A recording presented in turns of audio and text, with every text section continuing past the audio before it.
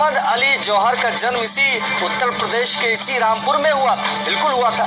लेकिन उसकी निष्ठा का भारत की पावन माटी से कोई लेना देना नहीं था। दूर दूर तक ब्रिटेन में पढ़ाई करने गया और लौटने के बाद उसका दिल भारत की स्वतंत्रता के लिए नहीं बल्कि तुर्की के खलीफा के लिए धड़कता था। वो सिर्फ सियासतदान नहीं, बेबाक सहाफी भी थे। अंग्रेजी में कॉमरेड और उर्दू में हमदर्द अखबार निकाला। इन अखबारों में वो अंग्रेज हुकूमत पर इतने सख्त हमले करते थे कि कई बार उनकी प्रेस जब्त हुई। जय हिंद, मैं मुबीन कैफ, आप देख रहे हैं अमर विचार भारत। कुछ टीवी चैनल खबर के नाम पर नफरत फैलाने का काम करते हैं, जबकि पत्रकार का काम होता है सत्ता से सवाल पूछना, सत्ता से सवाल करना, समाज में फैली बुराइयों को उजागर करना, समाज में फैले भ्रष्टाचार का खुलासा करना। ऐसे खबरों पर नजर रखने के बजाय कुछ पत्रकार पत्रकारिता की आड़ में समाज को बांटने का काम कर रहे हैं। साथियों, आज हम आपको एक ऐसी खबर दिखाएंगे जिसे देखकर आप भी हैरान हो जाएंगे। आप भी सोचेंगे कि आखिर ये माजरा क्या है। एक ही शख्स के लिए दो चैनलों ने अलग अलग राय रखी है।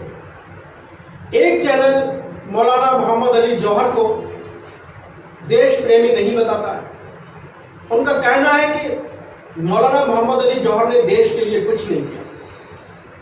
मौलाना मोहम्मद अली जौहर ने एक अखबार निकाला था जो कि अंग्रेजों के लिए लिखता था, ऐसी खबरें छापता था जिससे अंग्रेज खुश होते थे। और अंग्रेजों को खुश करने के लिए मौलाना ने इस तरीके के अखबार निकाले। एक चैनल मौलाना मोहम्मद अली जौहर को देशभक्त बताता है, और क्या क्या उस चैनल ने मौलाना मोहम्मद अली जौहर के बारे में कहा है ये भी हम आपको दिखाएंगे। लेकिन उससे पहले ये वीडियो जरूर सुनिए। जमीन पर खरबों का इन्वेस्टमेंट करके यूनिवर्सिटी खड़ी कर दी गई। वो मोहम्मद अली जौहर असल में था कौन? आइए पहले इस तथाकथित जौहर की असलियत को समझ लेते हैं। मोहम्मद अली जौहर, जिसके नाम पर ये यूनिवर्सिटी बनी है, उसी की हम बात करें। मोहम्मद अली जौहर का जन्म इसी उत्तर प्रदेश के इसी रामपुर में हुआ था, बिल्कुल हुआ था। लेकिन उसकी निष्ठा का भारत की पावन माटी से कोई लेना देना नहीं था। दूर दूर तक ब्रिटेन में पढ़ाई करने गया और लौटने के बाद उसका दिल भारत की स्वतंत्रता के लिए नहीं बल्कि तुर्की के खलीफा के लिए धड़कता था। उसने तुर्की के खलीफा के समर्थन में खिलाफत आंदोलन तक चलाया था। उसे अपने देश भारत से बिल्कुल लगाव नहीं था। उसका सारा प्यार, सारी वफादारी तुर्की के खलीफा के लिए रहती थी। उसने जो अंग्रेजी अखबार चलाया उसे उस दौर के ब्रिटिश अफसर अधिकारी बड़े चाव से पढ़ते थे। उनके मतलब की खबरें लिखता था। शख्स की जिनके नाम पर रामपुर में एक यूनिवर्सिटी तामीर हुई, मौलाना मोहम्मद अली जौहर यूनिवर्सिटी। तो सवाल फिर से जिंदा हो गया है कि आखिर कौन थे मौलाना मोहम्मद अली जौहर, जिनकी आखिरी आरामगाह हिंदुस्तान में नहीं बल्कि फिलिस्तीन के यरूशलेम में है। 10 दिसंबर 1878 रामपुर। यहाँ एक घर में एक बच्चे की पैदाइश हुई। नाम रखा गया मोहम्मद अली। 5 भाई बहनों में सबसे छोटे। वालिद का साया बचपन में ही उठ गया तो परवरिश की उनकी वालिदा आबदी बानो बेगम ने, जिन्हें सारा मुल्क इज्जत से बी अम्मा कहता था। बी अम्मा खुद भी आजादी की एक बड़ी आवाज बनी गया। 1919 में वो कांग्रेस में शामिल हुई और महात्मा गांधी के सबसे करीबी साथियों में शुमार हो गए। 1923 में वो भारतीय नेशनल कांग्रेस के कौमी सदर बने। एक ही शख्स जो लीग का भी सदर और कांग्रेस का भी सदर, और यहीं से बनती है अली बिरादरान की दास्तान।